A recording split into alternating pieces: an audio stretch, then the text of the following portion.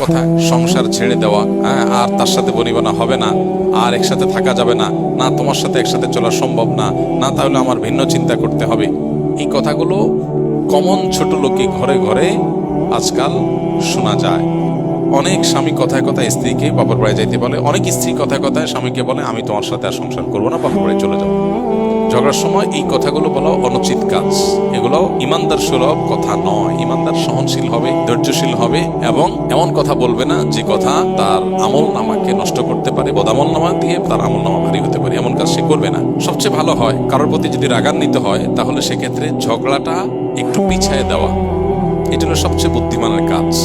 2 দিন 1 দিন যে সময়টা চলে গেছে, এই সময়ের মধ্যে অনেক কিছু ইজি হয়ে গেছে, অনেক কিছু আপনার কাছে খোলাসা হয়ে গেছে। যে জন্য রাগ হয়েছিলেন এখন মনে হচ্ছে না, এটা তো বিষয়টার অন্য কারণও থাকতে পারে, হয়তো সমস্যা অন্য কোনো জায়গায়। অনেক কিছু মিনিমাইজ ইতিমধ্যে হয়ে গেছে। এরপরও যদি মনে হয় না সলিড কিছু তাকে বলার আছে, আপনি বলেন। এরপর দেখবেন আপনার ওই মুখ খারাপ আসতেছে না।